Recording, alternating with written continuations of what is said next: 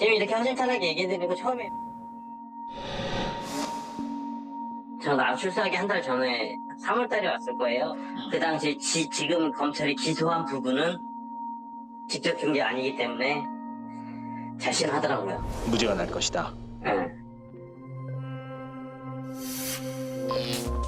제가 2010년 3월 30일 날 통영에 있을 때 소환이 되어서 올라와갖고 김 씨라고 하는 사람한테 그 사람이 어느 날 갑자기 자금 여유가 있느냐 하면서 물어봐갖고 투표에 포함해갖고 3억 만들어드리겠습니다 하고 3억 만들어갖고 갖다 드린 거예요. 바로 여권물이니까 3억은 그렇게 준 거고. 검찰이 한명숙 전 총리 주변 인물에 대해 검찰에 나와줄 것을 통보했습니다.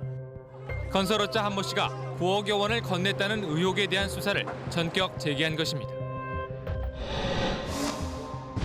이미 다 써놓은 시나리오였거든요. 그거 어떤 시나리오를 말? 그 초록색 노트에다가 진짜 많이 썼어요. 전 여러 번 읽었어요. 그거 검찰에서는 이렇게 얘기를 할 거고 그 시나리오가 있었어요.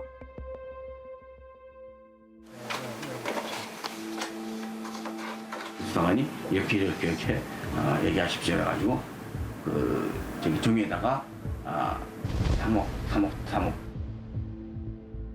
저는 검찰에서 9억 원의 자금을 3번에 걸쳐서 조성을 했습니다 라고만 진술을 했고 그 후로부터 만들어진 스토리는 검찰과 저희가 만들어진 시나리오예요. 검찰 가서 이제 했던 진술이 이제 거짓말이시라는 거예요? 그렇죠. 그때 당시 그랬거든요. 도박은 꼬리 자르기 한다고. 손바닥으로 해는 못 가리겠지만 직사광선은 가리겠다 그랬거든요. 재판부에 가서는 자기가 다 바꾸겠다. 이거는 아주 윗선에서 계획적으로 진행된 수사입니다. 그러니까 잘 판단하십시오.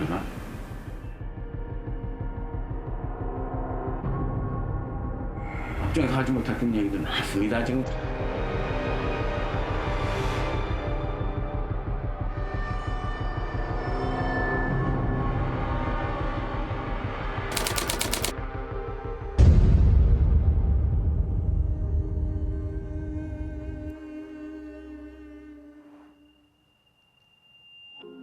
불법 정치 자금을 받은 혐의로 기소된 한명숙 전 총리에 대한 재판에서 돈을 줬다고 진술한 건설업자가 법정에서 진술을 뒤집겠다는 말을 했다는 증언이 나왔습니다. 건설업자 한모 씨의 동료 수감자가 증인으로 나왔습니다. 이른바 한명숙 사건으로 불리는 불법 정치자금 수수 사건은 10년 전으로 거슬러 올라간다. 한명숙 전 총리가 건설업자 한만호 씨에게서 3억 원씩 3차례 모두 9억 원의 불법 자금을 받았다는 게 검찰의 수사 내용이었다.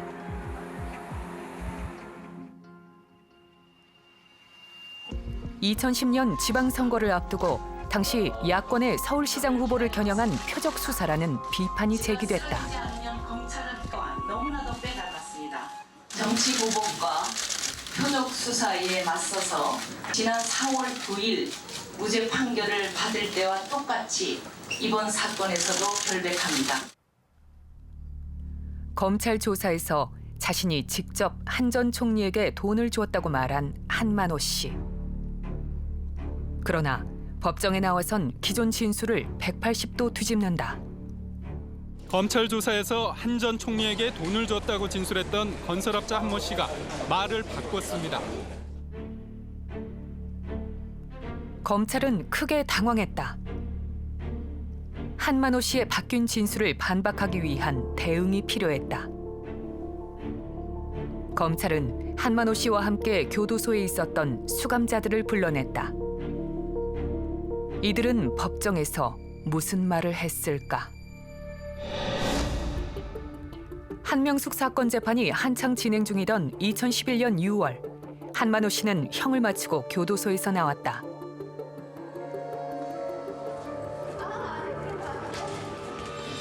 출소 당일 KBS 취재진이 그를 만났다.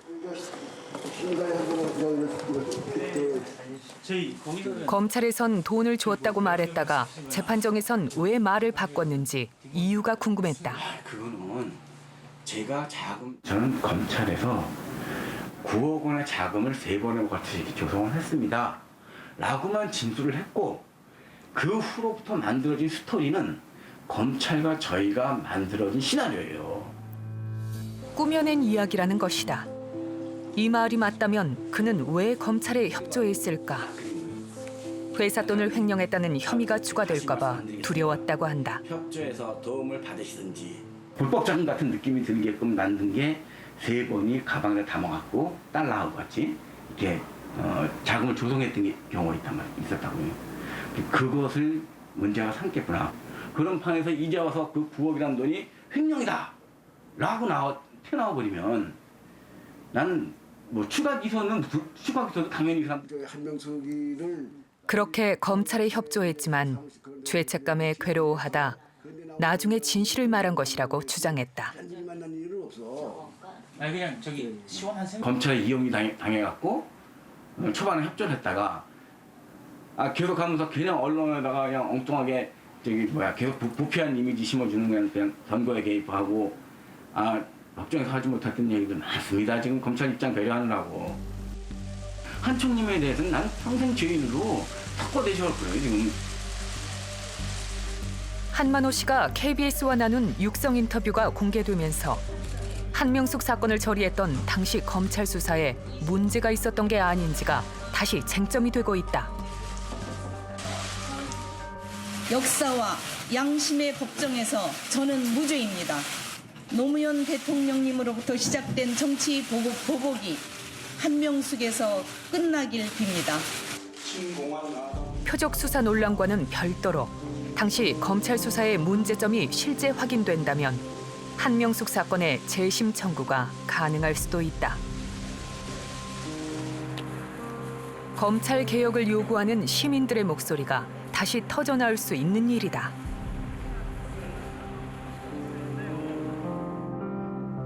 그러나 핵심 인물인 한만호 씨는 2018년 사망했다.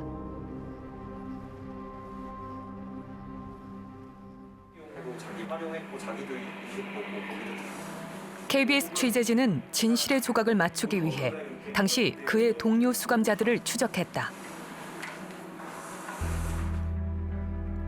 돈을 주었다고 했다가 법정에서 말을 바꾼 한만호 씨.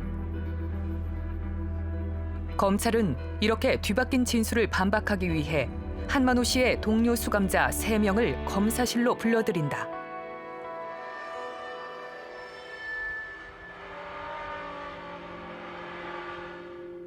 먼저 재소자 한모 씨. 2006년 구속돼 현재까지도 수감 중이다. 재소자 최모 씨.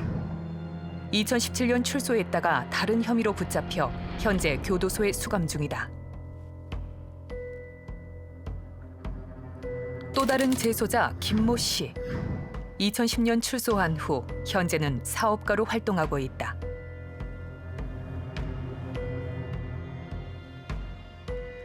검찰은 2010년 12월 한만호 씨가 법정에서 한 증언이 사실인지 이들 3명에게 캐물었다. 한만호 씨가 검찰 구치감에서 어떤 말을 했는지 들은 내용을 얘기해보라는 것이었다. 검찰은 이들 3명 중 최 씨와 김 씨 2명을 법정에 증인으로 세운다. 법정에서 최 씨와 김 씨는 한만호 씨가 한명숙 전 총리 측에게 돈을 주었다고 말한 걸 구치감에서 들었다는 취지로 증언한다. 검찰에 유리하고 한명숙 전 총리 측에 불리한 증언이었다. 그런데 검찰은 또 다른 수감자 한 씨는 증인으로 채택하지 않았다. 왜 그런 걸까?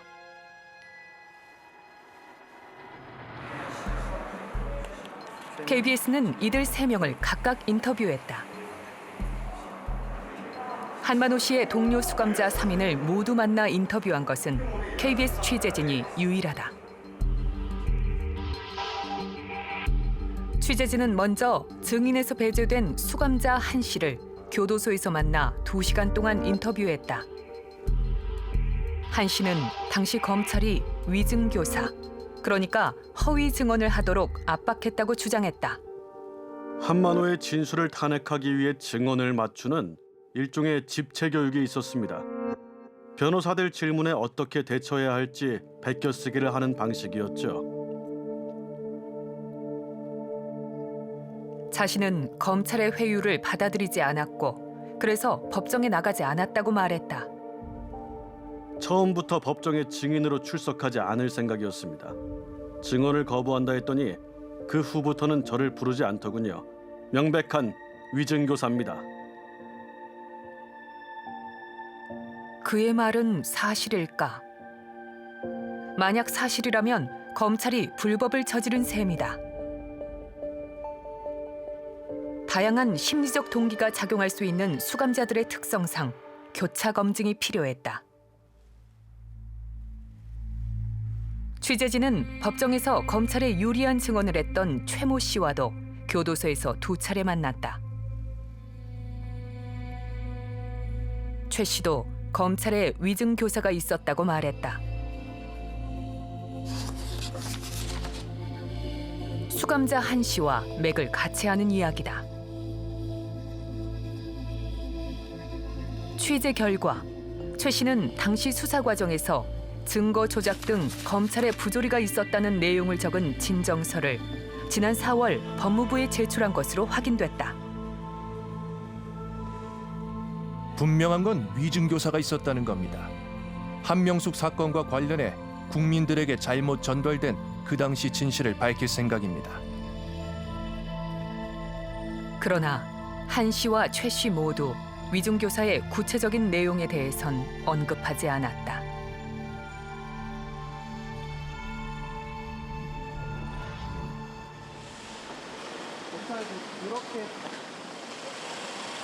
이번엔 김 씨를 만날 차례다.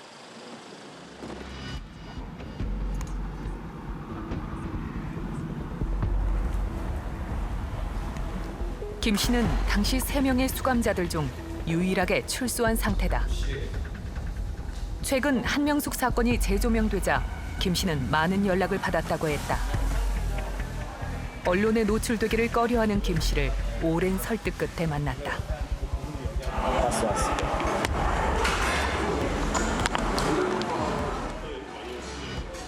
KBS 취재진은 김 씨와 2차례에 걸쳐 인터뷰했다. 김 씨는 자신이 한만호 씨와 수감 전부터 알고 지내던 사이였다고 한다. 한만호 사장님을 바깥에서 저는 아는 사람이거든요. 일산에서 같은 일산에서 있었고 구치소에서 서로 만나고 깜짝 왜 구속됐냐. 잘못했으니까 구속됐죠. 저도 이제 생기 한 달밖에 안 남았어요. 한 달이 얼마 안 남았습니다. 그랬더니 나도 얼마 안 남았다. 뭐 이런 얘기들 하고. 김 씨는 검찰의 위증교사는 없었다고 말했다.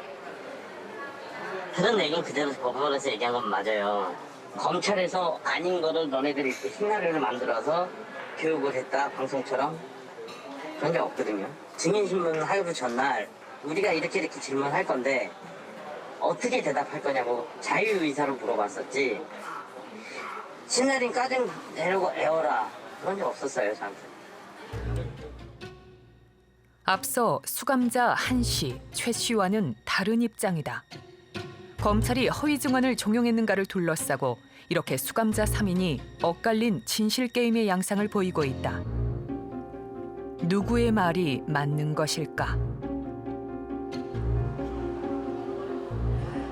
그러나 위증교사가 없었다는 김 씨조차도 당시 검찰 조사 과정에 문제가 많았다고 상세히 털어놓았다. 김 씨는 형기를 마치고 출소한 이후에도 검찰을 수시로 드나들었다고 했다. 저는 다 홍보로 들었고 그거 기록을 안 남기려고. 검찰의 의사였습니다. 검찰 의사예요. 그것까지는 난 모르겠어요. 출정 부분은 안 남기더라고요. 그래서 저는 항상 누가 직원이 내려와서 저 댓글들 가서 직원 카드 찍고. 한 몇 차례 가셨어요? 일주일에 3번 갔어요. 정식 조사가 아니었기에 조서도 쓰지 않았고 출입 기록도 남지 않았다고 했다.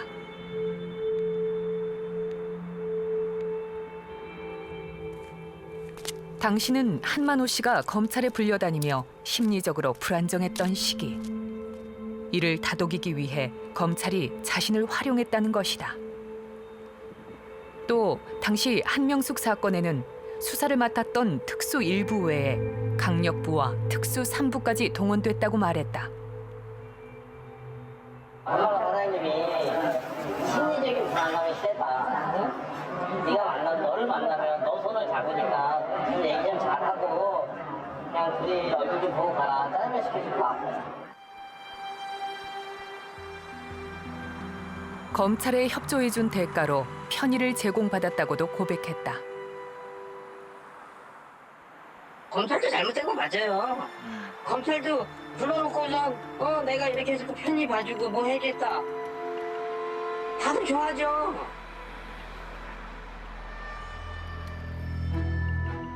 김 씨가 취재진에게 털어놓은 말 중에는 또 하나 주목할 부분이 있다. 한만호 씨가 구치감에서 돈을 줬다는 이야기를 여러 차례 했던 건 맞지만 한명숙 전 총리를 직접 만나 준 적은 없었다고 말했다는 것이다. 직접 준 적은 없어요. 한명숙 씨한테? 네. 다 비서나 그 측근들한테 줬다? 네. 아, 그렇게 얘기하던가요, 한만호 씨가? 네, 직접 준 거는 사실 없다. 배달 사고는 났을 수도 있어요. 한만호 사장님이 하는 얘기는 그거였었어요. 예. 줬는데 배달 사고는 났을 수 있다. 김 씨가 들었다는 이 말은 검찰의 공소 사실과 배치된다. 검찰은 한만호 씨가 한 전 총리를 3번 직접 만나서 각각 3억 원씩 총 9억 원을 건넸다고 공소장에 적었다. 정치자금법상 유죄가 되려면 피고인이 직접 돈을 받거나 측근이 돈을 받는 걸 알고 있었다는, 즉 개입이 입증돼야 한다. 물론 그 입증 책임은 검찰에 있다.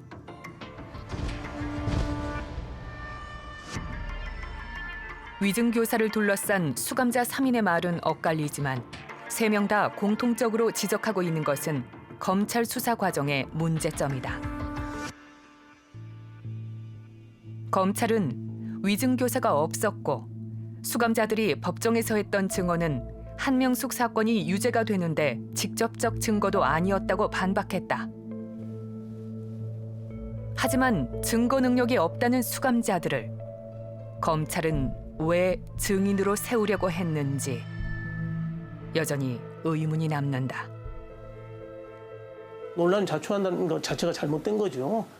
수감자들을 불러가지고 조사를 하고 그걸 증인으로 내세우고 지금 와서 본보하니까 또 그 부분에 대해서 혼란을 가져오고, 이건 수사의 기본적인 본질을 벗어나는 것이죠. 취재진은 2011년 복역 중이던 한만호 씨가 지인에게 보낸 옥중 서신을 입수했다.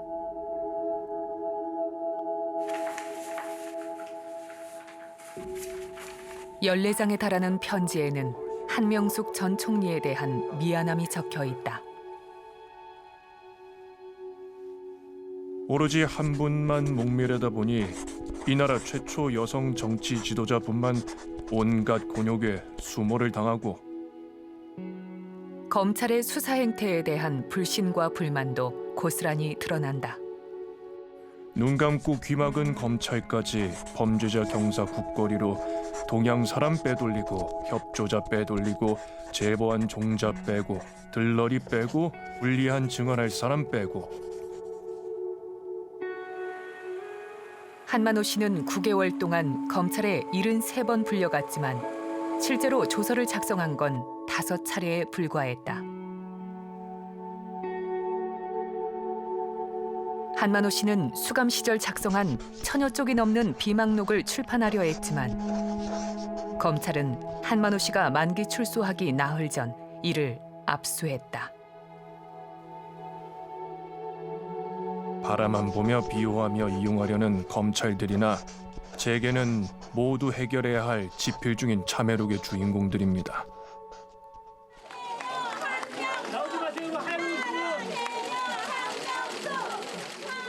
2017년 한명숙 전 총리는 2년간의 복역을 마치고 출소했다. 정말 가혹했던 고통이 있었지만 새로운 세상을 드디어 만나게 됐습니다. 재판에 등장했던 수감자들의 잇따른 폭로로 한명숙 사건에 대한 국민적 의혹이 다시 커지고 있다.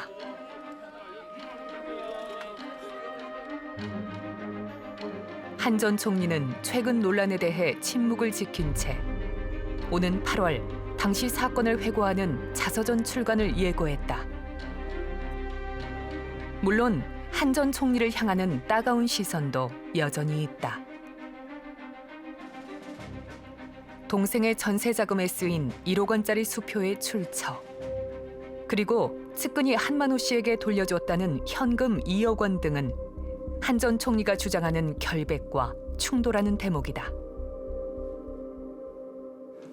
정녕 억울한 일이 있다면 법에 보장된 대로 또 특히 대한민국의 국무총리까지 지내신 분이라면 재심 청구해서 억울함을 밝히는 게 맞겠다.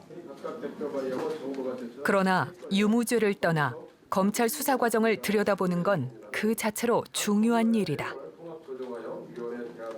이 검사의 수사 절차가 굉장히 비정상적이라는 것은 맞지 않겠습니까? 이게 73번을 소환했는데 피의자 심리조사가 5번 있었다는 거예요. 그죠? 그게 예전에 이제 흐르는 얘기로 뭐 범사는 불러줘진다는 얘기인데 그거 전형적인 그런 얘기 아니겠습니까? 이제 필요한 것은 3명의 수감자들에 대한 교차 검증과 당국의 조사다. 그러나 재소자 최 씨가 법무부에 제출한 한명숙 사건 관련 진정은 서울중앙지검 인권감독관실에 배당됐다. 검사 징계 시효가 이미 지났기 때문에 감찰 사안이 아니라는 윤석열 검찰총장의 의중이 반영된 결과다. 그러자 추미애 법무장관은 윤 총장의 이 같은 조치가 잘못됐다며 대검 감찰부에서 조사할 것을 지시했다. 감찰 사안인 것이지 그것이 마치 인권 문제인 것처럼 문제를 변질시켜서 인권감독관실로 이첩한 대검의 조치는 바람직하지 않다. 또 이런 것이 관행화돼서는 절대 안 된다. 스스로 무력화시키는 그런 관례를 만들어서는 안 된다. 지금이라도 시정이 돼야 된다라고 생각하고요.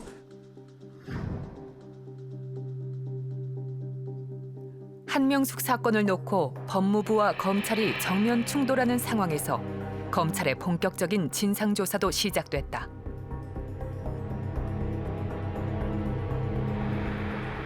한만호 씨의 동료 수감자 3인은 최근 서울중앙지검 인권감독관실로부터 소환 통보를 받았다. 이 가운데 김 씨가 제일 먼저 검찰 조사에 응했다. 이틀에 걸쳐 24시간 넘게 진행된 고강도 조사였다.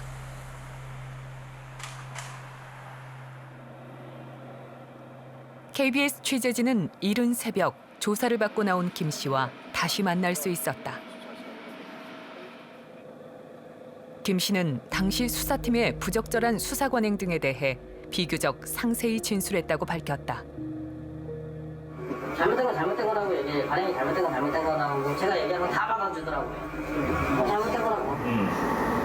편의상 제공한 거야. 김 씨는 당시 수사팀 외에 다른 검찰 조직까지 동원됐던 내용을 재확인했다고 밝혔다.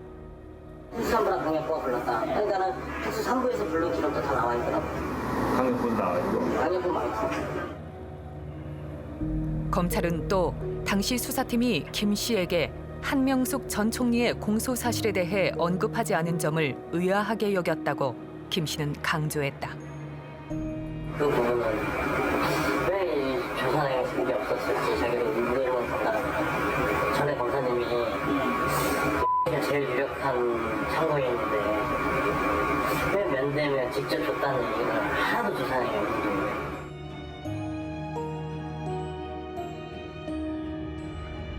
한명숙 사건 당시 수사팀의 위증교사 등 불법적 행위가 있었다면 공소시효가 유효하기 때문에 재조사가 가능하다. 고위공직자 범죄수사처 설치 및 운영에 관한 법률안에 대한 수정안은 가결되었음을 선포합니다. 곧 출범하는 공수처가 이번 사건을 1호 사건으로 다룰 것이라는 전망도 나온다.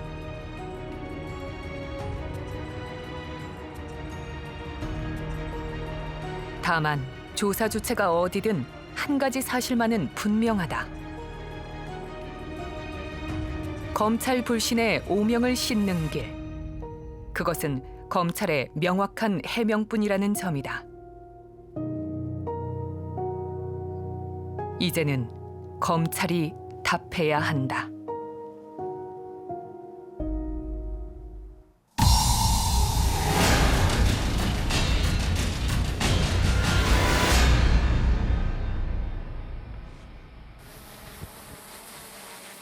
시사기획창 오늘 두 번째 주제는 부동산 문제입니다. 저 뒤에 보이는 저 넓은 땅이 용산 철도 정비창 부지입니다. 정부가 여기에 아파트 8,000세대를 짓겠다고 발표했습니다. 집값을 확실히 잡기 위해서 아파트 공급도 이제 늘리겠다는 건데 문제는 여기가 워낙 노른자 땅이다 보니까 이게 오히려 이 부동산 투기의 뇌관을 건드리는 거 아니냐 이런 우려가 높습니다. 이 용산 개발이 부동산 불로소득의 고리를 끊는 기회가 될 수 있는 그 방안을 오늘 제시하고자 합니다.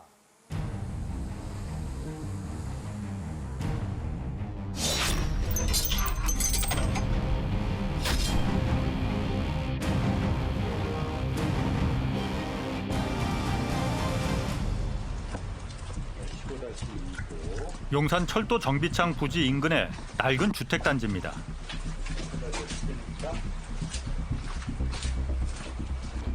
(46제곱미터) 14평 크기의 이 집이 이달 초 경매에서 12억 2천만 원에 낙찰됐습니다. 감정가 6억 원에 2배를 넘었습니다. 저희도 높을 거라고 예상을 했고 한 10억 원저리 정도 되지 않을까라고 예상을 했었는데 이제 뭐 2배까지 갈 줄은 사실 저희도 몰랐죠. 바로 옆 골목에서 40년째 살고 있다는 원주민을 만났습니다.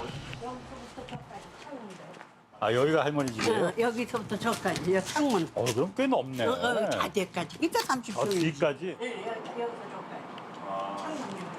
정부에서 용산 철도 부지 개발하겠다고 발표한 바로 다음 날 부동산에서 연락이 왔다고 합니다. 그래서 8천 준다, 24억 준다고 팔 거냐고 물어보더래 어제. 24억 준다고? 응. 근데 안 파셨어요? 아니 우리도 1억 팔아본다 그랬어. 그냥 안 팔고 이제 끝장 본다고. 아니 저런 집이 지금 그럼 평당 1억씩에 팔린다는 거예요? 1억에도 집 안 내놔서 못 팔아. 국토부가 개발 계획을 발표하면서 철도 정비창 인근 일부는 토지거래 허가 구역으로 묶어버렸지만 그 외의 지역은 이미 뛰기 시작했습니다. 한 1억에서 2억 이상씩 다 더 매물 내놓은 거는 다 올려보셨고 좀 더 오르면 팔려고 다시 집어넣으신 분도 계시고 그래요. 정부는 세금과 규제로 겨우 불씨를 잡은 집값을 확실히 잡기 위해 이 용산 정비창 부지에 8,000세대 규모의 미니 신도시를 건설하겠다는 계획입니다. 집값의 안정세를 장기간 굳건하게 확립하기 위해서는 투기 수요의 관리 못지않게 공급 측면에서도 세심한 관리가 필요합니다. 도심 내 수요가 증가하고 1인 가구가 급증하는 주택시장의 변화 추세에 부응해 나가기 위한 목적으로 마련했습니다. 용산 정비창 부지, 노른자 중에 노른자 땅으로 불립니다. 용산이라는 어떤 지역 자체가 서울의 이제 한복판의 중심이거든요. 그다음에 그 주변에 지금 개발되고 있는 현황들, 그러니까 그 미군 비지 이전으로 인해서 그 공원이 들어선다는 건 엄청난 그게 혜택이거든요. 게다가 민간이 아닌 정부에서 개발하는 만큼 분양가가 높지는 않을 것이다. 이런 기대에 청약 자격을 얻기 위해 지방에서 서울로 주소를 옮기는 사례도 나오고 있습니다. 없다고 볼 수는 없습니다. 없다고 볼 수는 없고 아마도 뭐 분양가가 뭐 비싸게 나올 수 없는 구도고 그러면 굉장히 경쟁은 치열할 테고요. 자칫하면 이 용산 개발이 집값을 잡는 게 아니라 오히려 투기판의 뇌관이 될 가능성이 높다는 우려입니다. 아마도 용산의 아파트를 혹은 주택을 분양한다면 그 분양에 대한 것으로 인해서 얻게 되는 시세 차익은 그것은 누구도 사실 지금 상황에서 예상하지 못할 만큼의 큰 이익을 줄 수도 있다. 그래서 서울의 강북 지역뿐만 아니라 강남 지역까지 그리고 나아가서는 서울과 서울 주변의 수도권까지도 자극할 가능성이 많다. 이 같은 우려에 대해 국토부는 철도 정비창 부지의 절반은 민간 건설사에 매각해 민간 분양이 되겠지만 나머지 절반은 공공 분양과 공공 임대주택으로 개발할 예정이라고 밝혔습니다. 또 민간 분양 주택의 경우도 전매 제한을 상당 기간 둘 예정이기 때문에 투기를 막을 수 있다는 그런 판단입니다. 아무리 전매 제한 등 당첨자에게 많은 제재나 부담을 안겨준다고 하더라도 당첨자들은 그것을 감수하고라도 아마 용산에 있는 아파트는 누구나 분양받고 싶어 할 것이고요. 아마 많은 시중의 자금들이 용산의 투자를 위한 집중되는 그런 양상을 보일 것 같고 그 부분들은 지금 그나마 정부가 안정시켰다고 볼 수 있는 부동산 시장의 또 다른 교란 요인. 이 때문에 시민단체들은 이 용산 땅을 민간 건설사에 팔지 말고 토지 임대 분양 방식으로 개발해야 한다는 주장을 내놓고 있습니다. 토지 임대 분양, 좀 생소하죠? 보통 집값엔 건축비와 땅값, 토지비가 포함되잖아요. 그런데 토지 임대 분양은 토지는 택지를 조성한 공공기관이 소유하고 아파트 건물만 본인 소유로 분양받는 겁니다. 땅값이 빠지니 집값은 훨씬 싸지겠죠. 아파트 32평이면 뭐 평당 건물을 600만 원으로 짓는다 그러면 2억 원 조금 넘지 않겠어요? 예. 건물값은? 물론 땅 주인인 공공기관에 이 토지 임대료는 매달 내야 합니다. 무슨 장점이 있는 건가요, 이게? 투기가 안 일어나죠. 일단은. 예. 왜냐하면 이제 투기의 대상은 건물이 아니라 땅이거든요. 예. 건물 값은 계속해서 떨어지잖아요. 시간이 지나면. 뭐 자동차 값이 떨어지듯이 떨어지는 건데 근데 집값이 계속 올라가는 이유는 건물 가치가 올라가는 게 아니라 그 집이 깔고 있는 땅값, 그 가격이 올라가는 거거든요. 땅을 임대하니 시세 차익이 발생하지 않고 그러니 거기에 들어가서 살려고 하는 사람은 실수요자들만 들어가서 사는 거죠. 등기부 등본을 떼어보면 아파트 건물만 개인 소유고 이 토지는 서울시 아니면 LH 토지주택공사 같은 이 공공기관 명의로 등기되는 겁니다. 공공은 자산을 갖고 소비자는 저렴한 비용으로 내 집을 마련할 수 있는 기회, 그리고 거기서 생기는 불로소득은 땅에서 발생하는데 땅은 공공이 가지고 있기 때문에 아무래도 지금처럼 땅과 건물을 다 매각하는 것보단 훨씬 불로소득이 줄 수밖에 없거든요. 토지 임대 분양, 이 생소하긴 하지만 사실 처음 해보는 건 아닙니다. 서울 강남구 대모산 기슭에 400세대 규모로 조성된 브리즈힐이란 아파트 단지입니다. 여기가 토지 임대 방식으로 처음 분양된 아파트입니다. 아파트 건물만 분양했기에 이 등기를 떼어보면 건물만 개인 소유고 토지는 LH 토지주택공사 소유로 나옵니다. 이 토지 임대 방식 아파트가 도입된 건 정확히 10년 전입니다. 당시 이명박 정부가 보금자리 주택, 일명 반값 아파트를 부동산 정책으로 내놨었는데 그 한 종류가 바로 토지 임대 아파트였습니다. 116제곱미터 35평의 경우 매달 30만 원가량 토지 임대료를 내야 하지만 당시 분양가가 3.3제곱미터 한 평당 840만 원에 불과했습니다. 바로 옆 민간 아파트의 당시 분양가가 약 2,600만 원이었으니 이게 반값도 아니고 그야말로 3분의 1값 수준이었습니다. 처음에는 긴가민가하고 이런 사례가 없었기 때문에 옆에 같은 지역일지라도 전세금을 가지고 여기는 토지 임대부 84평방미터를 매매를 해서 매입을 할 수 있어요. 당시 정부가 이런 토지 임대를 포함한 임대 형식의 반값 아파트를 서울과 수도권에 30만 세대를 짓겠다고 발표하자 집값이 폭락하기 시작했습니다. 평당 900만 원대가 나왔는데 주변 시세는 이미 그 당시 3천만 원 시세였는데도 불구하고 그때 그런 아파트가 여기만 나오는 것이 아니라 이미 보금자리로 지정된 수도권 곳곳에서 나올 것이다라는 그런 예측 가능성을 정부가 계속 메시지를 주고 그러니까 민간업자가 무분별하게 고분양가를 가지고 사업에 뛰어들지 않고 서민들은 이제 정부가 공급하는 저렴한 주택을 기다리고 하다 보니까 전체적으로 집값까지 같이 떨어지는 효과가 나타났었다는 거죠. 대치동의 음마아파트 같은 경우가 토지임대 건물 분양 강남 보금자리가 나오기 전에 30평 기준이 거의 11억이 넘었었는데 그 나오고 나서 점점 떨어지면서 8억, 7억까지 떨어졌습니다. 당시 경실련에서조차 이명박 정부의 유일한 친서민 주택 정책이었다고 평가할 정도였습니다. 그러나 토지 임대 아파트는 이후 600여 세대 추가 분양을 끝으로 더 이상 건설되지 않았습니다. 그 아파트가 나오면서부터 양질의 건축물을 지어서 싼 값에 공급을 하니까 50만 채, 100만 채, 150만 채까지 미분양이 생겼어요. 미분양이 증가하니까 이 건설업계가 전부 주택업계하고 이 국토부를 찾아가서 이런 아파트 공급을 중단해달라고. 그러니까 정부는 건설업계의 말을 들어줄 수밖에 없는 그런 형편이 돼버린 거죠.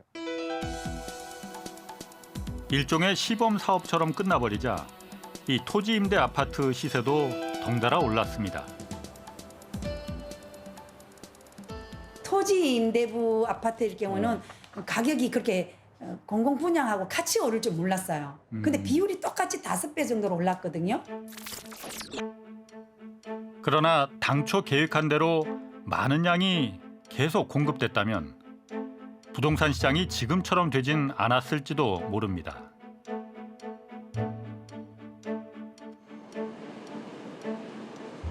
용산 철도 정비창 부지는 대부분 코레일 소유입니다. 코레일 입장에선 이 땅을 팔아 15조 원에 달하는 부채를 갚겠다는 계획입니다. 저 땅은 공시지가 기준으로도 약 3조 원 이상의 그 가치를 가지고 있고 시세 기준으로도 현재 상태로 약 5조 원의 그 자산을 가지고 있는데 경영상 여러 가지 어려움을 겪고 있기 때문에 조속한 개발을 원하는 게 한국철도의 기본 생각이 있습니다. 땅을 팔지 않고 토지 임대 방식으로 개발할 경우 이 토지 임대료 수입만으론 경영난을 해소할 수 없다는 입장입니다. 그렇다고 해서 이 코레일은 공기업이지 않느냐. 그러니 이 땅 팔아서 당장에 이 부채 해결할 생각하지 말고 공공의 이익을 위해서 그냥 뭐 토지 임대료만 받아야 한다. 뭐 사실 이렇게 일방적인 희생을 강요할 수도 없는 거죠. 자, 그러면 어떤 방법이 있을까요?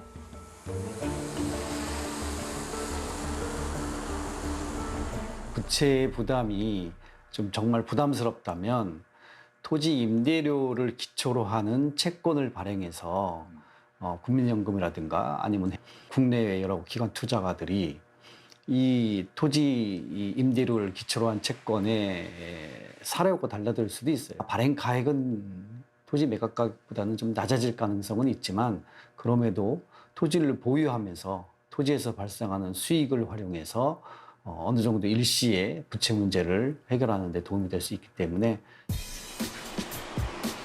또는 정부나 서울시가 용산 코레일 땅을 매입하고 채권을 발행하는 것도 한 방법입니다. 그럼 채권이 팔리지 않을 가능성은 이거 없을까요? 용산은 입지 조건이 아주 양호하고 여기에다 개발 사업을 하면 토지에 대한 임대료를 내는데 전혀 문제없는 개발 사업들이 많이 일어날 수 있다고 생각을 하기 때문에 아마 토지 임대료 채권이 매각이 안 될 가능성은 상당히 낮을 거라고 생각을 합니다. 현재 70조 원을 운용하고 있는 주택도시기금이나 국민연금이 그 대상이 될 수 있을 겁니다. 연기금이 그 돈을 그냥 저축하고 마는 돈이 아니거든요. 계속 운용을 해야 되는 겁니다. 국민을 위해서. 이거는 뭐 민간에서 오는 폭리나 아주 과한 이익은 남진 않지만 안정적이고 국민을 위한 사업이거든요. 공공기관의 입장에선 무엇보다도 토지 자산을 계속 보유할 수 있다는 이점이 있습니다. 토지 가치는 계속 오르니까 계속 오르는 임대 수입이 발생한다.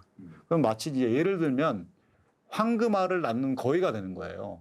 근데 그거를 일시에 팔아버리겠다고 하는 거는 그냥 거위의 배를 갈라가지고 알을 꺼내려고 하는 거죠. 그 땅을 계속해서 보유하고 있으면 임대 수입이 계속 발생하고 재정에 엄청난 도움이 될 거라는 게 뻔히 예상이 되거든요.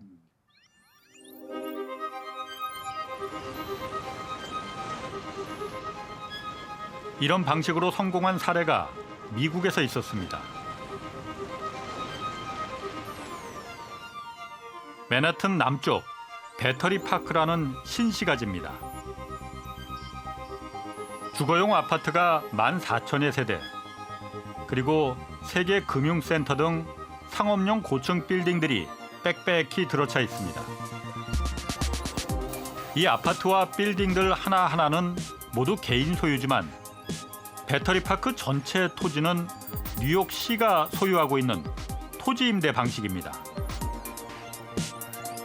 그런데 원래 이곳은 옛날엔 선착장이었습니다. 1972년 뉴욕시가 여기를 매립해 토지를 조성하기로 했는데 막대한 매립 비용이 문제였습니다.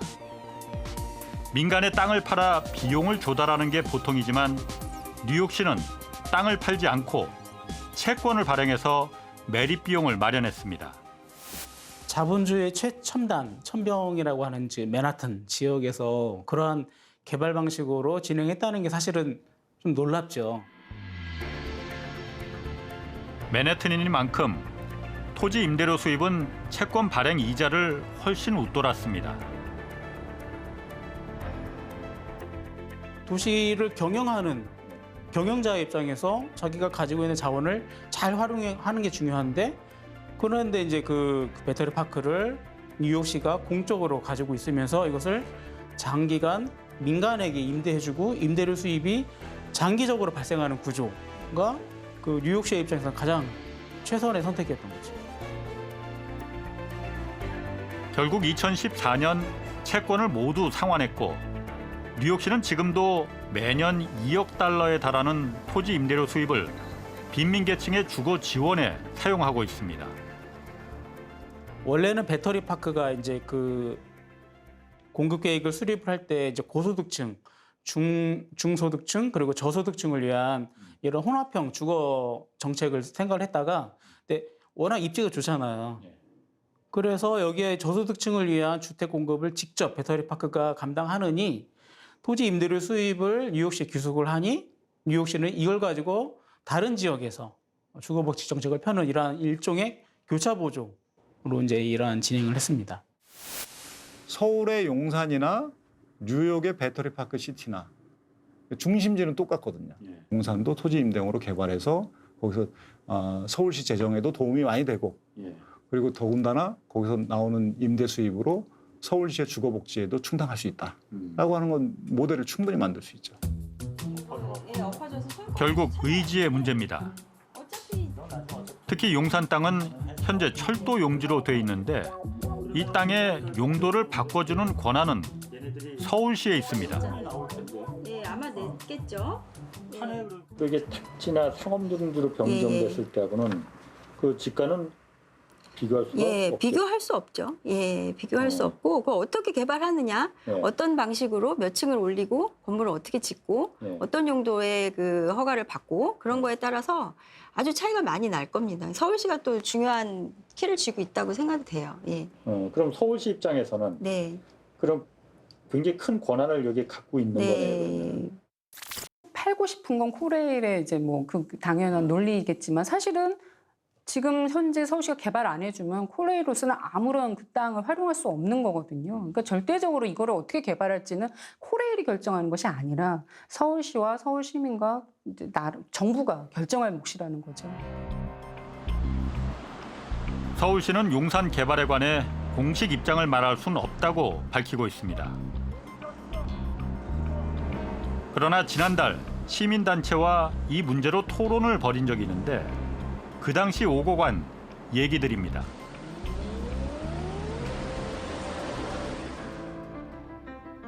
그 땅을 민간에 팔아야 하는 이유가 뭔가요? 개인적으로는 토지 임대 분양 방식이 의도도 좋고 정말 하고 싶습니다. 하지만 국토부와 협의해 봤더니 나중에 건물 소유주들이 토지 지분 넘겨달라는 민원 생기면 어쩔 거냐고 골치 아파서 안 된답니다. 그래서 이분들이 이쪽으로는 할 의향이 없구나 하는 걸 느꼈습니다. 서울시가 용산 부지를 강제 수용할 수도 있는 권한을 갖고 있는데 부동산 정책에 대한 의지만 있으면 가능한 거 아닙니까? 현재 법적으로 토지 임대료를 택지 조성 원가의 1.5%만 받을 수 있게 돼 있잖아요. 그런데 이 정도 수익률로는 채권을 발행해도 국민연금이든 어디든 살 의향이 없어요. 시장 임대료 수준까지는 아니더라도 5% 이상은 토지 임대료를 받을 수 있어야 기본적으로 운영이 됩니다. 법적인 문제를 풀어줘야만 토지 임대 분양은 가능합니다.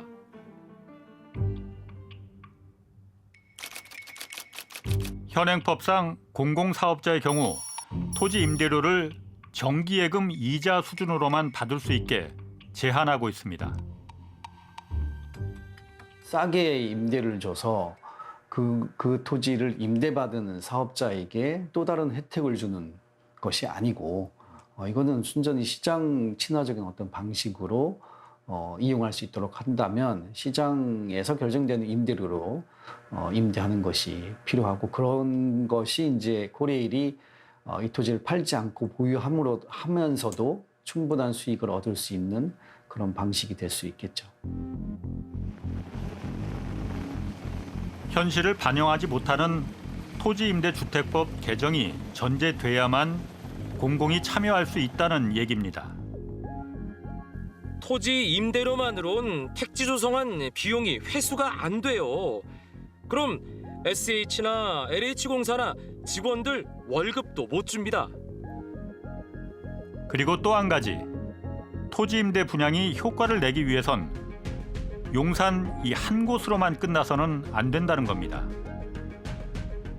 일회성으로 끝나서는 안 될 것이며 지속적으로 국공유지나 이게 더 확산되면 신도시까지 공공분양주택은 다 토지는 안 판다, 땅은 안 판다라는 원칙이 선언돼야지만 이게 어떤 부작용 없이 지속적으로 안정적인 정책이구나 하고 국민들이 받아들일 수가 있는 거죠. 왜냐하면 공공이 지속적으로 안정적으로 저렴한 주택을 내놓는다면 민간 시장이 강하게 그 집값이 올라갈 수가 없거든요.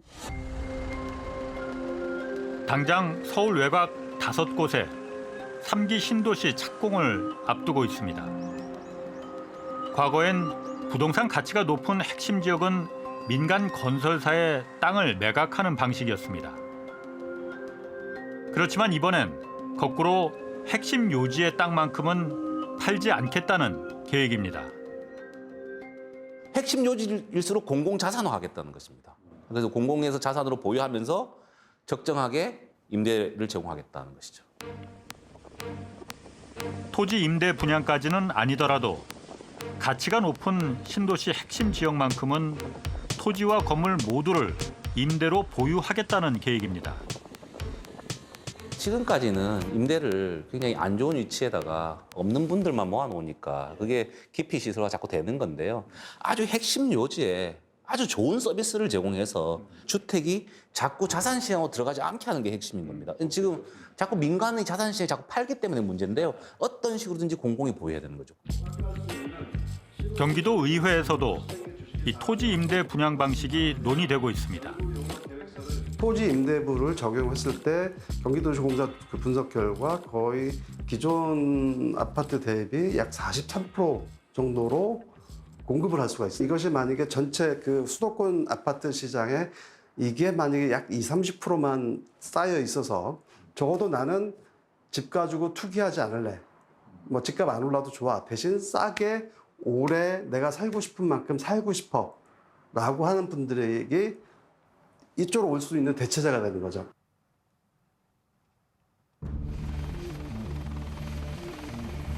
역대 정부마다 집값을 잡겠다고 수없이 많은 정책을 쏟아냈습니다. 부동산 시장의 안정 기조는 한치의 흔들림도 없을 것입니다. 특단의 부동산 대책을 추진했습니다. 부동산 투기와의 전쟁에서 결코 지지 않을 것입니다. 그러나 부동산 시장은 어지간한 정책엔 이미 내성이 생겨 있습니다. 지금은 절대 규제를 풀지 않는다라고 하지만 집값이 떨어지면 규제를 다시 규제 완화 안 하고 배길 수 있겠어라고 다 생각을 하고 있고 실제로도 그렇게 될 거예요.